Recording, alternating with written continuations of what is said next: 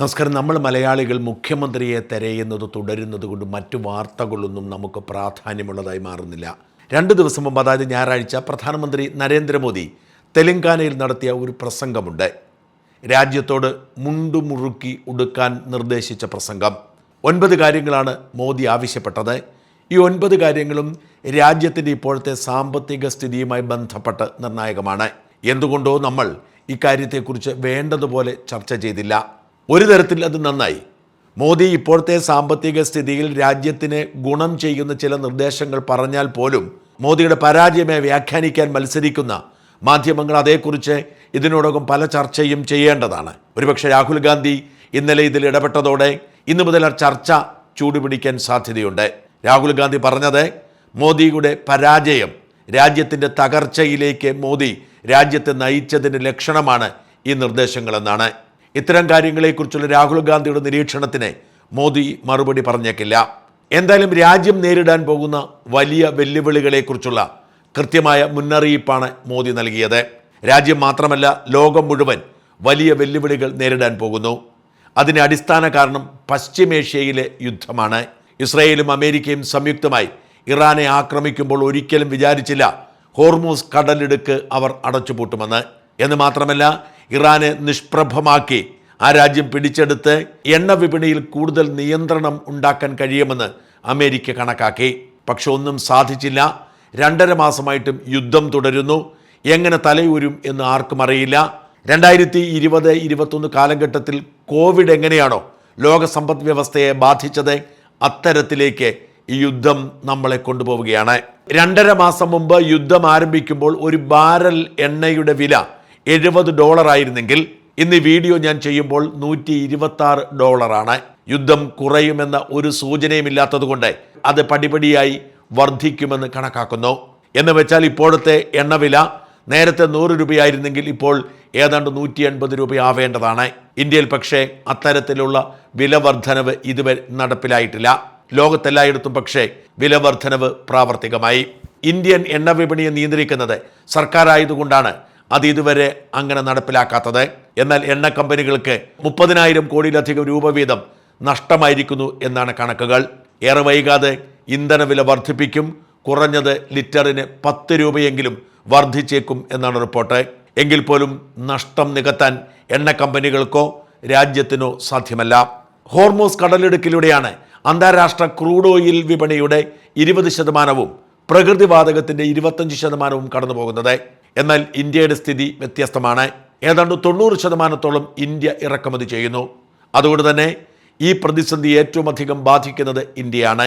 എണ്ണ വിലയിലും പ്രകൃതിവാതക വിലയിലും ഉണ്ടാവുന്ന വർധനവിന് അപ്പുറത്തേക്ക് ഇത് സമസ്ത മേഖലകളെയും ബാധിക്കും. എണ്ണ വിലയാണ് എല്ലാ സാധനങ്ങളുടെയും വിലയുടെ അടിത്തറ എന്നതുകൊണ്ട് തന്നെ വലിയ വിലക്കയറ്റത്തിലേക്ക് നീങ്ങുന്ന സാഹചര്യം രൂപപ്പെടുന്നു. യുദ്ധം അവസാനിക്കുമെന്ന് കരുതിയെങ്കിലും അറുതിയില്ലാതെ നീണ്ടുപോകുന്നതുകൊണ്ട് ഇനി നമ്മൾ സ്വയം നിയന്ത്രിക്കുക മാത്രമാണ് വഴി എന്ന് തിരിച്ചറിഞ്ഞാണ് മോദി ഇങ്ങനെ ഒരു പ്രസ്താവനയുമായി രംഗത്ത് വന്നത്. അമേരിക്കയുമായുള്ള വ്യാപാര കരാർ പ്രതിസന്ധിയിലായപ്പോൾ അതിനെ അതിജീവിക്കുന്നതിന് വേണ്ടി GST പരിഷ്കാരം നടത്തുകയും ആദായ നികുതി പരിധിയിൽ മാറ്റം വരുത്തുകയും ചെയ്തപ്പോൾ ലക്ഷ്യം വെച്ചിരുന്നത് ആഭ്യന്തര ഉൽപാദനവും ആഭ്യന്തര വിപണനവും വർദ്ധിപ്പിക്കുകയായിരുന്നു. അതിൻ്റെ മെച്ചം നമുക്കുണ്ടായെങ്കിലും ഇപ്പോഴത്തെ പ്രതിസന്ധി മറികടക്കണമെങ്കിൽ ഉപഭോഗം കുറയ്ക്കേണ്ടിയിരിക്കുന്നു. അതുകൊണ്ടാണ് മോദി രാജ്യത്തെ പൗരന്മാരോട് 9 കാര്യങ്ങൾ നിർദ്ദേശിച്ചത്. പെട്രോൾ, ഡീസൽ, പ്രകൃതിവാതക ഉപയോഗം കുറയ്ക്കുക എന്നതാണ് ആദ്യത്തെ നിർദ്ദേശം. സ്വാഭാവികമായും പെട്രോൾ ഇറക്കുമതിയിൽ നിയന്ത്രണം കൊണ്ടുവരികയാണ് ലക്ഷ്യം. രണ്ടാമത്തേത് വർക്ക് ഫ്രം ഹോം. കോവിഡ് കാലത്ത് അങ്ങനെയായിരുന്നു. വീട്ടിലിരുന്ന് നിങ്ങൾ വർക്ക് ചെയ്യുക. വീട്ടിലിരുന്ന് ജോലി ചെയ്താൽ നിങ്ങൾക്ക് വാഹനങ്ങൾ ഉപയോഗിക്കുന്നത് കുറയ്ക്കാൻ കഴിയും. ഒരുപാട് ഇന്ധന ചെലവ് ലാഭിക്കാൻ കഴിയും. മൂന്നാമത്തേത് പബ്ലിക് ട്രാൻസ്പോർട്ടിലേക്കും ഇലക്ട്രിക് വെഹിക്കിളിലേക്കും മാറുക എന്നതാണ്. കാർ പരമാവധി ഉപയോഗിക്കാതെ പബ്ലിക് ട്രാൻസ്പോർട്ട്, പ്രത്യേകിച്ച് ട്രെയിൻ, മെട്രോ നഗരങ്ങളിൽ താമസിക്കുന്നവർ മെട്രോ ട്രെയിനുകൾ ഉപയോഗിക്കാൻ മോദി നിർദ്ദേശിക്കുന്നു. പെട്രോൾ, ഡീസൽ വാഹനങ്ങൾ ഉപയോഗിക്കാതിരിക്കാൻ നിർദ്ദേശിക്കുന്നു. നാലാമത്തേത് വിദേശ യാത്രകൾ, ടൂറുകൾ അവസാനിപ്പിക്കാനും തൽക്കാലത്തേക്ക് നിർത്തിവെക്കാനുമാണ് ആവശ്യപ്പെടുന്നത്. അഞ്ചാമത്തേത് അത്യാവശ്യമില്ലാത്ത സ്വർണം വാങ്ങുന്നത് അവസാനിപ്പിക്കണം. അതാണ് ഇന്നലെ ഞാൻ ഒരു പ്രത്യേക വീഡിയോയായി തന്നെ ചെയ്തത്. നിങ്ങൾക്ക് അത്യാവശ്യമില്ലെങ്കിൽ സ്വർണം വാങ്ങുന്നത് ഒഴിവാക്കുക. ആറാമത്തേത് രാജ്യത്ത് നിർമ്മിക്കുന്ന വസ്തുക്കൾ വാങ്ങുക. നമ്മുടെ വ്യവസായങ്ങളെ പ്രോത്സാഹിപ്പിക്കാൻ വിദേശ ഉൽപ്പന്നങ്ങൾ പരമാവധി കുറയ്ക്കുക. ഏഴാമത്തത് ഭക്ഷ്യ എണ്ണയുടെ ഉപയോഗം, എഡിബിൾ ഓയിലിന്റെ ഉപയോഗം കുറയ്ക്കുക. എട്ടാമത്തത് ചരക്ക് നീക്കങ്ങൾ മുഴുവൻ നമ്മുടെ ലോജിസ്റ്റിക് ആവശ്യങ്ങൾ, ബിസിനസ്സുകളുടെ ആണെങ്കിലും വ്യക്തികളുടെ ആണെങ്കിലും ചരക്ക് നീക്കങ്ങൾ നമ്മൾ ട്രെയിനിനെ ആശ്രയിക്കുക, റോഡ് ട്രാൻസ്പോർട്ടിനെ ഒഴിവാക്കുക. ഒൻപതാമത്തേത് കൃഷിക്ക് വളം ഉപയോഗിക്കുന്നത് കുറയ്ക്കുക, പ്രകൃതി കൃഷിയിലേക്ക് തിരിയുക. ഈ 9 നിർദ്ദേശങ്ങളും ലക്ഷ്യം വയ്ക്കുന്നത് ഒരൊറ്റ കാര്യമാണ്: പരമാവധി ഇറക്കുമതി കുറയ്ക്കുക. സ്വർണത്തിൻ്റെ 90% നമ്മൾ ഇറക്കുമതി ചെയ്യുകയാണെന്ന് ഓർക്കണം. വളം നിർമ്മിക്കുന്നുണ്ടെങ്കിലും അതിൻ്റെ അസംസ്കൃത വസ്തുക്കൾ നമ്മൾ കൊണ്ടുവരികയാണ്. ഈ 9 മേഖലകളും 2 ലക്ഷ്യത്തിനാണ്. ഒന്ന്, പരമാവധി ഇറക്കുമതി കുറയ്ക്കുക. ഇറക്കുമതിയെ ആശ്രയിക്കുന്നതിൻ്റെ പ്രതിസന്ധി മറികടക്കുകയും അതിൻ്റെ എക്സ്ചേഞ്ച് റേറ്റിലുണ്ടാകുന്ന മാറ്റം ലാഭിക്കുകയും മാത്രമല്ല, നമ്മൾ ഇറക്കുമതി ചെയ്യുമ്പോൾ നമ്മൾ ഡോളർ കൊടുക്കുകയാണ്. എന്ന് വെച്ചാൽ നമ്മൾ രൂപയിലല്ല കൊടുക്കുന്നത്, ഡോളറിലാണ് കൊടുക്കുന്നത്. നമ്മുടെ ഫോറിൻ എക്സ്ചേഞ്ച് റിസർവിൽ ഒരുപാട് കുറവ് സംഭവിക്കുന്നു. ഫോറിൻ എക്സ്ചേഞ്ച് റിസർവ് സംരക്ഷിച്ചാൽ മാത്രമേ സമ്പദ് വ്യവസ്ഥയെ പിടിച്ചു നിർത്താൻ കഴിയൂ. ഇക്കാരണത്താൽ പരമാവധി ഇറക്കുമതി കുറച്ച് കയറ്റുമതിക്കുള്ള ശ്രമങ്ങളുമായി മുമ്പോട്ട് പോകാനാണ് മോദി നിർദ്ദേശിക്കുന്നത്. ഇതിൻ്റെ ഇമ്പാക്റ്റ് നമുക്ക് 5 മേഖലകളായി തിരിച്ച് വിലയിരുത്താം.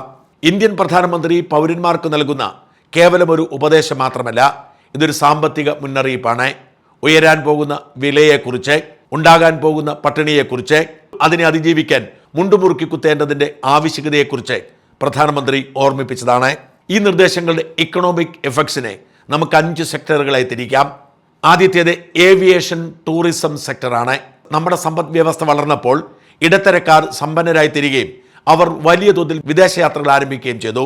ആഡംബര ഹോട്ടലുകളിൽ താമസിക്കുക, വലിയ വില കൂടിയ സാധനങ്ങൾ വാങ്ങുക, ഹോളിഡേ പാക്കേജുകളുടെ ഭാഗമാവുക, വിദേശ വിദ്യാഭ്യാസം നടത്തുക തുടങ്ങി നമ്മൾ കോടിക്കണക്കിന് രൂപ ചെലവഴിക്കുന്ന വിദേശത്താണ്.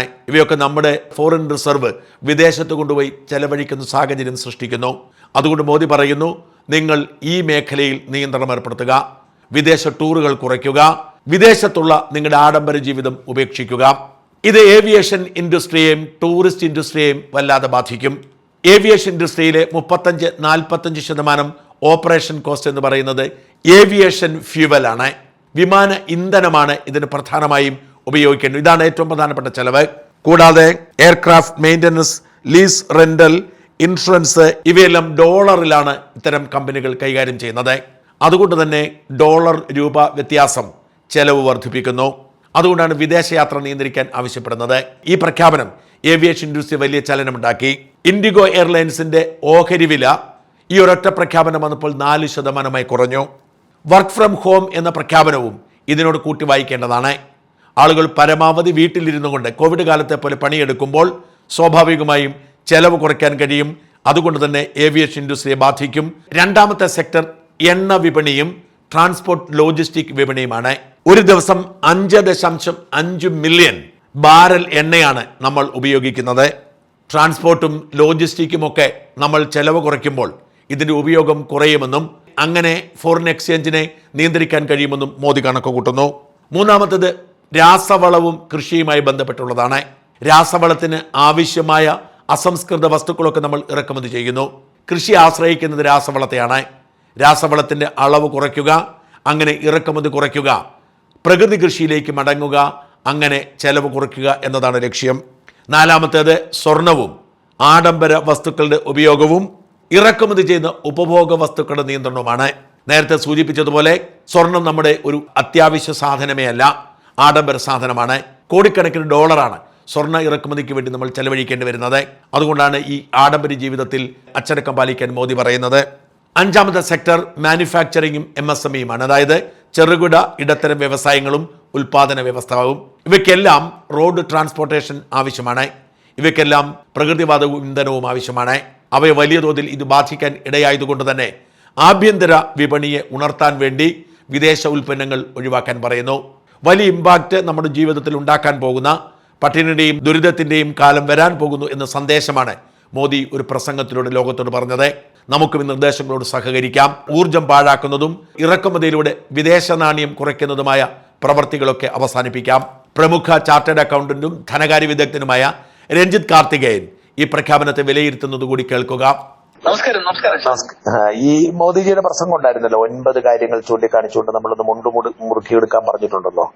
അത് ഇനി വരാൻ പോകുന്ന നമ്മുടെ ഒരു ബുദ്ധിമുട്ടിന്റെ കാലത്തിന്റെ സൂചനയാണോ? ഇതെങ്ങനെ നമ്മുടെ എക്കണോമിയെ ബാധിക്കുമെന്ന് പറയാവോ? ഇതൊരു പ്രിവെന്റീവ് ആയിട്ടുള്ളൊരു പദ്ധതി പറഞ്ഞതാണ്. അതായത് നമുക്കൊരു ക്രിട്ടിക്കാലിറ്റി ഉണ്ടായിട്ടല്ല, പക്ഷേ നമ്മളൊന്ന് ശ്രദ്ധിച്ചിരിക്കണം. കാരണം ഇപ്പോഴത്തെ ഒരു ഇന്റർനാഷണൽ പ്രോബ്ലംസ് ഒക്കെ ഉണ്ടല്ലോ. ഹോർമസ് അവിടെ നിന്നുള്ള ഓയിൽ പ്രൈസസ് കൂടുന്നു, അങ്ങനെയൊക്കെ വരുമ്പോ കുറച്ച് ശ്രദ്ധിച്ച് ജീവിക്കണം എന്നുള്ളത് പറയുന്നതാണ്. ഇപ്പം ഇവിടെ ഓയിലിന്റെ പ്രൈസസ് കൂട്ടിയിട്ടില്ല കസ്റ്റമേഴ്സിന്റെ അവിടെ നിന്ന്. അപ്പൊ ഇതിനകത്ത് external geo political oil shock ഉണ്ട്. അതുപോലെ തന്നെ ഡൊമസ്റ്റിക് എമർജൻസി ആയിട്ട് വന്നിട്ടില്ല, പക്ഷെ ആകാം. ഒരു പ്രിക്കോഷണറി കൺസേൺ ആണ് അദ്ദേഹത്തിന്റെ ആ പ്രസംഗത്തിൽ ഈ കാര്യങ്ങൾ നമ്മൾ കുറച്ചൊന്ന് ഓസ്റ്ററിറ്റി മെഷേഴ്സ് ചെയ്യണം എന്ന് പറയുന്നത്. നമുക്ക് ഏതാണ്ട് $690 ബില്യൺ റിസർവ്സ് നമുക്ക് ഉണ്ട്. മനസ്സിലായില്ലേ? റുപ്പി മാനേജ്ഡ് ആണ്. ഒരു എന്താ പറയാനൊക്കുന്നത്, ഇതൊരു പ്രൊആക്റ്റീവ് പ്രിക്കോഷണറി നഡ്ജ് എന്നൊക്കെ നമുക്ക് പറയാനൊക്കുന്നതാണ്. അതായത് നമ്മളിന്ന് ശ്രദ്ധിക്കണം. അതല്ലാതെ നമുക്ക് പണ്ട് ഉണ്ടായിരുന്ന പോലുള്ളൊരു സിറ്റുവേഷൻ അല്ല, ഒരു ക്രിട്ടിക്കാലിറ്റി ഉണ്ടായിട്ടുള്ള ഒരു ഇതല്ല. കാരണം അന്നും ഇതുപോലെ സ്വർണ്ണം ഇറക്കുമതി ചെയ്യരുത് എന്ന് പറഞ്ഞൊരു സാഹചര്യം ഉണ്ടായിരുന്നു. നേരത്തെയോ? അതെ. അതായത് 2013 നമുക്ക് കറണ്ട് അക്കൗണ്ട് ഡെഫിസിറ്റ് ക്രൈസിസ് ഉണ്ടായിരുന്നല്ലോ. അത് ഏതാണ്ട് ചിദംബരമായിരുന്നു അന്ന് ധനകാര്യമന്ത്രി. ഏതാണ്ട് നെഗറ്റീവ് 4.8% ഓഫ് GDP ആയിരുന്നു. അപ്പൊ അതിന്റെ ഒരു സെക്കൻഡ് ഇമ്പോർട്ട് എന്ന് പറയുന്നത് ഗോൾഡാണ്. മനസ്സിലായില്ലേ? ഇന്ത്യയിലേക്ക്. അപ്പൊ ആ ഗോൾഡ് ഇമ്പോർട്ട് കുറയ്ക്കണമെന്നും അതിന്റെ ആളുകൾ ബൈ ചെയ്യുന്നത് കുറയ്ക്കണമെന്നും, അത് മാത്രമല്ല 2% ഡ്യൂട്ടി 10% ആക്കിയത് ആ സമയത്താണ്. അപ്പോ ആ ഒരു സിറ്റുവേഷനിലല്ല ഇപ്പൊ പറയുന്നത്. ഞാനൊരു കാര്യം ചോദിക്കട്ടെ, നമ്മുടെ ഈ കൺസംഷൻ കൂടുമ്പോഴാണല്ലോ എക്കണോമി വളരുന്നത്. അപ്പൊ നമ്മൾ കംപ്ലീറ്റ് കൺസംഷൻ കുറയ്ക്കാൻ പറയുമ്പോൾ സ്വാഭാവികമായിട്ടും അതൊരു എന്താ പറയുക, ഒരു നെഗറ്റീവ് നമ്മുടെ എക്കണോമിയുടെ വളർച്ചയെ ബാധിക്കത്തില്ലേ? അല്ല, ഡെഫിനറ്റ് ആയിട്ടും നമുക്കൊരു ജിയോ പൊളിറ്റിക്കൽ സിറ്റുവേഷനിൽ നമ്മളെ ബാധിക്കും. കാരണം ഓയിൽ എക്കോണമി തകർന്നിരിക്കുകയാണ്. അപ്പൊ മിഡിൽ ഈസ്റ്റ് നമ്മുടെ ഒരു വലിയ പാർട്ണർ ആയിരുന്നു അല്ലേ? അപ്പൊ അവരുടെ എക്കോണമി വലുതായിട്ട് ഇമ്പാക്ട് ചെയ്യുമ്പോൾ നാച്ചുറലി അത് ഗോൾഡിലുള്ള എല്ലാ എക്കോണമീസിനെ ബാധിക്കും. ഓൾറെഡി യൂറോപ്പ് താഴോട്ടാണ്, US-ന് പ്രോബ്ലം ഉണ്ട്. അപ്പൊ നമ്മളെ വലുതായിട്ട് ബാധിക്കാത്ത ഇന്ത്യ മാത്രമേ ഉള്ളൂ. അപ്പൊ ഈ കൺസംഷൻ പറയുമ്പോൾ നാച്ചുറലി ഒരു GDP ഷ്രിങ്കേജ് ഉണ്ടാവാം. അതുകൊണ്ടാണല്ലോ ഈ ഒന്ന് ഓസ്റ്ററിറ്റി മെഷേഴ്സ് ചെയ്യണം, അതിനെ മുന്നിൽ കണ്ടുകൊണ്ടാണ്. അപ്പൊ ഈ GST ഒരു മോഡറേഷൻ ഉണ്ടായിരുന്നല്ലോ, അതും ഇൻകം ടാക്സിൽ 12 ലക്ഷം ആക്കി. ആരും എക്സ്പെക്ട് ചെയ്തില്ല. ഈ നേരത്തെ ഉണ്ടായിരുന്ന ഒരു ആ രണ്ട് കാര്യങ്ങൾ കൊണ്ടാണ് ഇവിടുത്തെ ഒരു എക്കോണമി ഇതുവരെ സ്റ്റേബിൾ ആയി പോയിക്കൊണ്ടിരുന്നത്.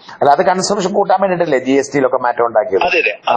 അതെ, ആ കൺസംഷൻ കൂട്ടുന്നതുകൊണ്ടാണ് ഈ ഇത്രയും ഇഷ്യൂസ് ഉണ്ടെങ്കിൽ ഇവിടെ GST വരുമാനം ഏറ്റവും സർവകാല റെക്കോർഡിലായിരുന്നു കഴിഞ്ഞ മാസം. അപ്പോ ജനറലി നമ്മുടെ ആ ആ മൂവ്സ് ഒക്കെയാണ് നമ്മളിപ്പം ഒന്ന് പിടിച്ചു നിർത്തിയത്. പക്ഷെ അത് എത്ര കാലം നമ്മൾ കണ്ടിന്യൂ ആയിരിക്കും? $126 വരെയൊക്കെ ബാരലിന് പോകുമ്പോ ഡെഫിനറ്റ്ലി പെട്രോൾ പ്രൈസസ് ആണല്ലോ ബാക്കി എല്ലാ പ്രൈസസിനെയും ബാധിക്കുന്നത്. അപ്പൊ നാച്ചുറലി ഒരു ഷ്രിങ്കേജ് ഉണ്ടാവും. നമ്മൾ വലിയ എക്കണോമിക് ക്രൈസിസിലേക്ക് പോകുമോ? ഇന്ത്യയിൽ വരില്ല എന്നുള്ളതാണ് ഒരു ജനറലി എക്കണോമിക് പണ്ഡിറ്റ്സിന്റെ ഒരു വിലയിരുത്തൽ, ഒബ്സർവേഷൻ. അതെ, കാരണം മാനുഫാക്ചറിങ് ഇവിടെ കൂടുന്നുണ്ട്, ഇൻഫ്രാസ്ട്രക്ചർ ഡെവലപ്മെന്റ് നടക്കുന്നുണ്ട്, ചൈനയുടെ ഒരു ഡെമോഗ്രാഫിക് ഇത് താന്നിട്ടുണ്ട്. അപ്പം മാനുഫാക്ചറിംഗ് ഇവിടെ വരും. എന്തായാലും ഈ പ്രോഡക്ട്സും കാര്യങ്ങളും എല്ലാം ഇവിടെ ഉണ്ടാക്കണ്ടേ? പക്ഷെ എന്നാൽ പോലും ഇതിനൊരു ബേസിക് ആയിട്ടുള്ള ചില പ്രോബ്ലം നമ്മളൊന്ന് ശ്രദ്ധിച്ചിരുന്നില്ലെങ്കിൽ അതിന്റെ ഒരു ആക്കം കൂടും. അപ്പൊ ഇതൊരു പ്രിവെന്റീവ് മാക്രോ മാനേജ്മെന്റ് എന്നുള്ള രീതിയിൽ ഇതിനെ കാണാനൊക്കെ ഉള്ളൂ. ഒരു കോൺട്രാക്ഷൻ വരുന്ന ഒരു ഇതല്ല, പോളിസി അല്ല. പക്ഷെ ജ്വല്ലറി സെക്ടറിൽ ഒരു ആളുകൾക്ക് ഈ ഇത് കുറയുമ്പോൾ അവിടുത്തെ ജോലി ഇമ്പാക്റ്റഡ് ആവും, വ്യാപാരികൾക്ക് പ്രശ്നം ഉണ്ടാവും, ഇതൊക്കെ ഉണ്ട്. പക്ഷെ ഇതൊരു ഗുഡിന് വേണ്ടിയിട്ടാണ് എന്നുള്ളതാണ് എന്റെ. $72 ബില്യൺ നമ്മൾ ഫിനാൻഷ്യൽ ഇയർ 25-26 ഗോൾഡ് ഇമ്പോർട്ട് ചെയ്തത്. അതെ, അതൊരു വലിയ ഫോറക്സ് ഇമ്പാക്ട് അല്ലേ? Okay sir, thank you. ശരി.